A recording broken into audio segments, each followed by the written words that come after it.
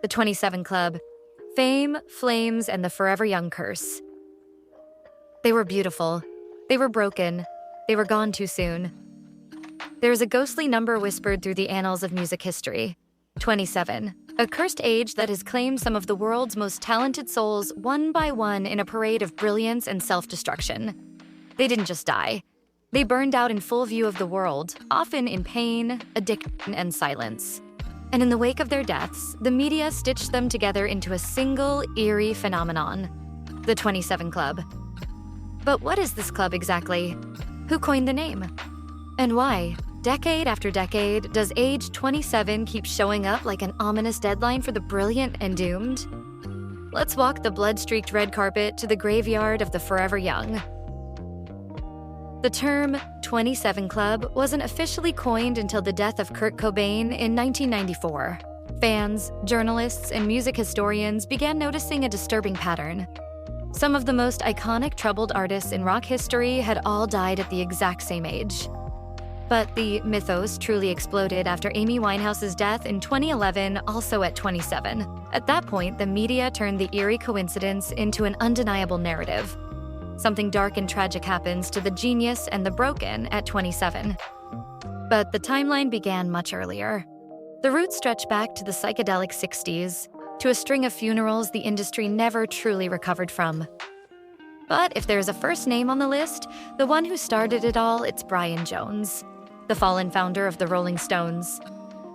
The angel-faced prodigy who helped shape the sound of British rock and roll, only to end up floating, lifeless, at the bottom of his own swimming pool. And nothing about his death ever quite made sense. Brian Jones was more than just another guitarist in a rock band. He was the visionary, the one who put the Rolling Stones together. He picked the members, named the band, designed their early sound. He could play any instrument he touched: slide guitar, dulcimer, sitar, flute, harmonica. You name it, Brian could master it. But he wasn't built for fame. Not like Mick or Keith. As the band got bigger, Brian started to unravel. The spotlight didn't just blind him, it burned him. The drinking, the fights, the breakdowns, it all piled up. By 1969, the rest of the Stones were done. They kicked him out of the band he had created. And just like that, Brian Jones was out in the cold. 27 years old, addicted, unstable, and alone. He retreated to Cochford Farm, a quiet country house in East Sussex. Once upon a time, it had belonged to A.M. Milne, the author of Winnie the Pooh. But now, instead of honeypots and storybooks, it was filled with shadows, tension, and secrets. Brian surrounded himself with a small group of people, his girlfriend, some friends, and a few workers renovating the place. Among them was a builder named Frank Thorogood. Their relationship was strained. There were arguments about money, power struggles, rumors of physical fights. And then came the night everything ended. July 2nd, 1969. Brian, his girlfriend Anna Woolen, Frank Thorogood, and a woman named Janet Lawson were all hanging out near the pool. There was drinking, some drugs. Nobody remembers everything clearly. But at some point, Brian went for a swim. Anna stepped away for just a few minutes. When she came back, he was at the bottom. They pulled him out of the water. His skin was blue, his body limp. It was too late. Brian Jones was dead. The official cause? Death by misadventure. That's the polite British way of saying he drowned while high. But almost no one believes it was that simple. Over the years, the whispers got louder. Anna said she always believed he was murdered. That something happened in that pool no one wanted to talk about. Frank Thorogood allegedly confessed on his deathbed, saying he held Brian underwater during an argument, and it went too far. Even Rolling Stones insiders hinted that something wasn't right. But the case was never reopened. No one was charged, and the world moved on. Just 2 days after Brian's death, the Rolling Stones played a massive concert in Hyde Park. It was supposed to be a new era for the band, a comeback, a celebration. They said a few words about Brian, released some butterflies into the sky. And then, they started playing. There was no memorial, no real investigation, just silence. But something had begun. Because not long after Brian Jones died at 27, another star would fall. Then another and another. Each one burning bright. Each one gone too soon. Each one exactly 27 years old. And Brian? He wasn't just a casualty of rock and roll. He was the first member of a club no one asked to join. Next came a man who set his guitar on fire, who played it behind his back with his teeth in a way no one had ever seen before. Jimi Hendrix. He was the magician, the man who made his guitar speak, scream, weep. Jimi Hendrix wasn't just a musician. He was a force of nature, a sonic explosion wrapped in velvet and lightning. And when he took the stage, the world stopped spinning. He could make sound bend to his will. He made the strings bleed. He set his guitar on fire, and somehow, even that didn't seem as wild as the way he played it. Jimi was electricity incarnate. But even electricity burns out. He shot to fame in just a few short years, exploded onto the scene in the late 60s with a sound no one had ever heard before, a psychedelic storm of blues, feedback, distortion, and raw human ache. He wasn't just playing music. He was exercising something, and the world couldn't get enough. But the spotlight that elevated him also devoured him. Behind the fame, Jimi was exhausted, lonely, pushed in every direction by record labels, groupies, management, hangers-on. He had demons, and the louder the crowd got, the harder it became to hear his own voice. By 1970, Jimi was spiraling. He wanted to break free from his current management. He was stuck in contracts he didn't trust. He'd grown paranoid, tired, disillusioned. He played his final concert in Germany just days before the end. And then, London. Jimi was staying at the Samarkand Hotel in Notting Hill with his girlfriend, Monica Dannemann. On September 18, 1970, she found him unresponsive in their bed. He had taken 9 Vesperax sleeping pills, far more than the recommended dose. He was also drinking red wine. Too many pills, too much wine. And somewhere in the early morning hours, his body gave out. He choked on his own vomit. He never woke up. He was 27. The official story said accidental. But as with all members of the 27 Club, the story doesn't end there. Questions began swirling almost immediately. How did a man who barely took sleeping pills suddenly down 9? Why did Monica wait hours before calling an ambulance? Why did the paramedics find him covered in wine as if he had drowned in it? Even Eric Burden from The Animals claimed Jimi had left behind a suicide note in the form of a poem, though that was never confirmed. And Monica? She gave conflicting statements for years. Until 1996, when she died by suicide. Jimi Hendrix had only been famous for 4 years. 4. But he changed music forever. He pushed the electric guitar to its breaking point. He cracked open the sky of what sound could be. And then, just like that, he was gone. 2 weeks later, another legend would fall. She had a voice like whiskey and fire. And when Janis Joplin opened her mouth, the world felt something. She didn't sing. She bled. Each note came out raw and trembling, like it had been torn straight from her ribs. She sang like a woman who had lived 10 lives in one and didn't expect to survive the 11th. And in the end, she didn't. Janis Joplin was the soul of the 60s. Messy, wild, brilliant. A girl from Port Arthur, Texas, where she never fit in. Too weird, too loud. Too her. They mocked her, called her names, threw stones at her car. So she packed up and ran to San Francisco, where the weird ones went to become legends. And she did. With Big Brother and the holding company, Janis became a rock goddess. She screamed her way through Piece of My Heart and Ball and Chain. People didn't just hear her voice, they felt it in their bones. She wasn't polished, she wasn't perfect, but she was real. Too real.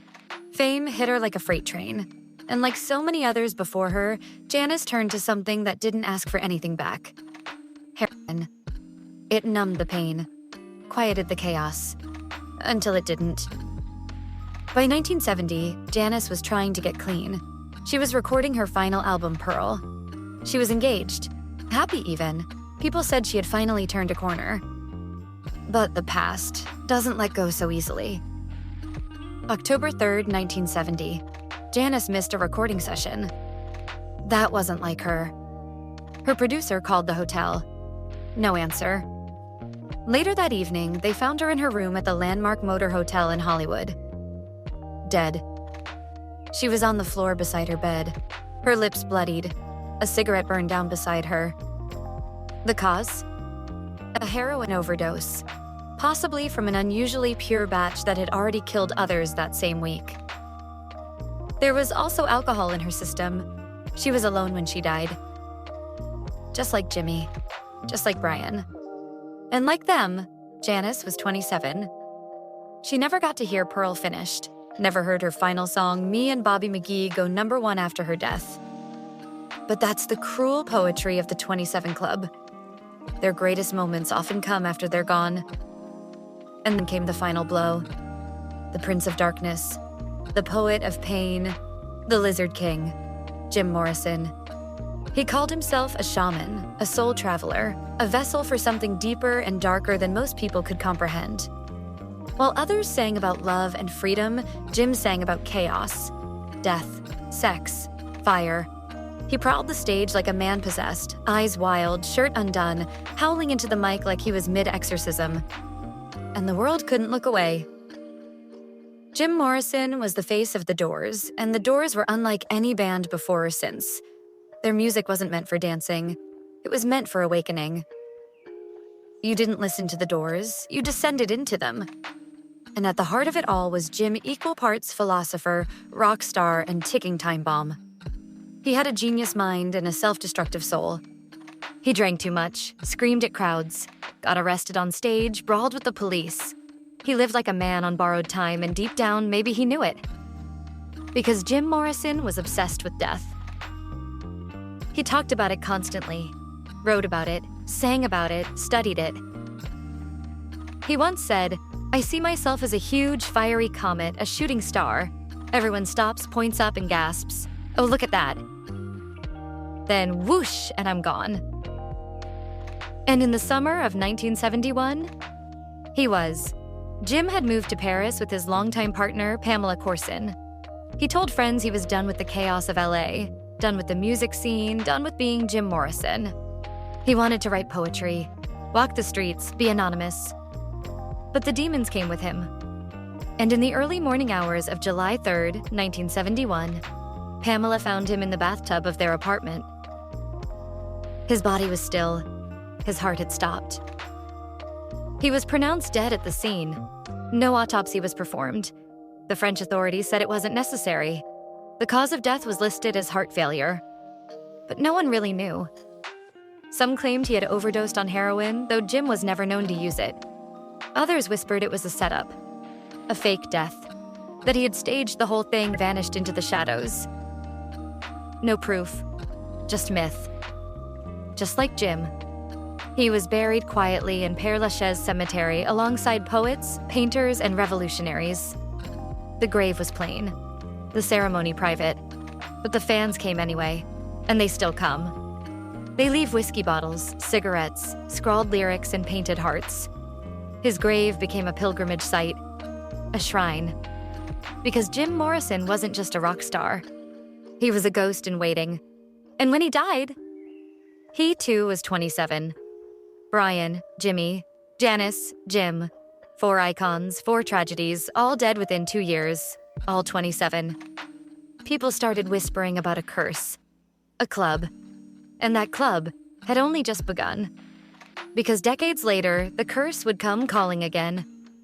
And this time, it would find a boy from Seattle with a shotgun and a broken soul. Kurt Cobain. He never wanted to be famous. He wanted to be honest. Kurt Cobain wasn't chasing the spotlight, it chased him. And when it caught him, it swallowed him whole. He was quiet, awkward, an introvert who sang like a man with 1,000 voices inside him, all screaming at once. When Nirvana exploded in the early 90s, it didn't feel like the birth of a new band. It felt like a revolution. Grunge was raw, dirty, flannel-wrapped truth, and Kurt was its reluctant prophet. But the weight of that crown? Too heavy for someone already breaking. Kurt battled chronic pain stomach issues that doctors couldn't fix, only medicate. He self-medicated with heroin, fought depression, pushed away the very people who tried to help him. And when Nevermind went supernova, when Smells Like Teen Spirit became an anthem for a lost generation, he felt like a fraud. He never wanted to be the voice of anything. He just wanted peace. In 1994, Kurt checked into a rehab center in California. He left a week later without telling anyone. Flew back to Seattle and vanished. For 6 days, no one knew where he was. Until April 8th. An electrician came to install a security system at his Lake Washington home and found him in the greenhouse. Kurt Cobain was slumped on the floor, a shotgun across his chest. A suicide note nearby addressed to his imaginary childhood friend, Boda. He had been dead for days. The note was heartbreaking. In it, he said he had lost his passion, that fame had ruined his art, that he didn't want to end up like Freddie Mercury playing a role he no longer recognized. He ended with a line from Neil Young, "It's better to burn out than to fade away." Kurt Cobain was 27, and the world shattered. Fans didn't believe it. Conspiracy theories flew fast. Some said his wife, Courtney Love, had something to do with it, that the suicide was staged, that the handwriting in the note was off, that he'd been planning to leave her. The rumors still swirl. But one thing is certain. Kurt Cobain died with a broken heart, a fractured mind, and a voice that never got to finish its song. By the time they buried him, the name 27 Club wasn't just a theory. It was folklore, a whispered curse. And the most chilling part? It wasn't over yet. Because a decade later, the club would welcome one more tortured star, a girl with a beehive and a broken heart, Amy Winehouse. She sang like she'd lived through every blues song ever written. Like Billie Holiday and Sarah Vaughan had stitched their souls into her throat and whispered, "Tell them what it feels like." And tell them she did. With a voice soaked in smoke and sorrow, Amy Winehouse turned heartbreak into poetry. Rehab, Back to Black, Love is a Losing Game. Every track sounded like a confession of someone who already knew how it all ended. She was brilliant, but troubled. From the moment the cameras found her, Amy was under siege. The tabloids devoured her. Paparazzi hunted her down like prey, documenting every stumble, every scar, every glassy-eyed stare. Her addiction wasn't just public, it was entertainment. People laughed at her unraveling. And she kept singing anyway. Her relationship with Blake Fielder Civil was toxic, codependent, chaotic. Drugs, fights, arrests, reunions, more drugs. She once said, "Love is one of the purest things I've ever felt." But with him, it came with a needle. By 2011, Amy had become a cautionary tale. Headlines predicted her death before she ever stopped breathing. But those closest to her said she was trying to get better. She was even sober for a stretch. Then came July 23rd. Amy Winehouse was found unresponsive in her Camden flat. There were no drugs in her system, but her blood alcohol level was more than 5 times the legal driving limit. Acute alcohol poisoning. She was gone. At just 27. She joined the club she always feared. In one of her final interviews, Amy said, "I don't think I'm going to be famous for very long. I don't think I'll live to be old." And she was right. Her last live performance? A disaster. Her voice cracked, her body swayed, the crowd booed. It was painful to watch, like witnessing someone already half in the grave. But when the music played, Amy came back to life. And that's the cruel trick of the 27 Club. The art remains forever young, while the artist doesn't get the chance. And now the question lingers. Why 27? Why them? Is it a curse? A coincidence? Or something deeper? A line in the sand between genius and destruction? Because the 27 Club isn't just a list of names. It's a graveyard of unrealized futures. And for every candle that burned out too fast, there are 1,000 fans still whispering, what if? What if Jimmy had lived long enough to see hip-hop sample his riffs? What if Janis had been around to duet with Stevie Nicks? What would Nirvana's fifth album have sounded like? Would Amy have finally found peace? We'll never know. Because 27 was where the road ended. Or maybe it was where something else began. Some say it's a coincidence, a statistical fluke. They argue that lots of musicians die young. 27 just became the number we latched onto. Confirmation bias, nothing more. But even the experts admit there's something strange about it. In 2011, a study out of the British Medical Journal tried to disprove the myth once and for all. They crunched the data, looked at thousands of artists, tried to find a spike in deaths at 27. They didn't find one. And yet the myth persisted. Because this was never about numbers. It was about legends. These weren't just musicians, they were symbols. Of rebellion, of pain, of beauty and madness and brilliance colliding. Each of them a candle burning at both ends until the wax ran out. And when it did, we gave it a name. The 27 Club. Some blame the industry. The constant touring, the pressure, the yes men, the access to everything, and the inability to say no to anything. Others blame mental illness. Undiagnosed, untreated, drowned in booze and numbed by heroin. Some go further still. They talk about astrology. Saturn returns at 27, the planet of karma, death, and rebirth. They talk about soul contracts. That maybe these stars were never meant to stay. That maybe, just maybe, they were borrowed. Gifts that came with an expiration date. And still, we play their songs. We wear their shirts. We whisper their names into microphones decades after they're gone. Because deep down, we're all haunted by the same question. What is the price of brilliance? And is dying young the final act of becoming immortal? The 27 Club. They didn't live long, but they never faded. Because legends never do.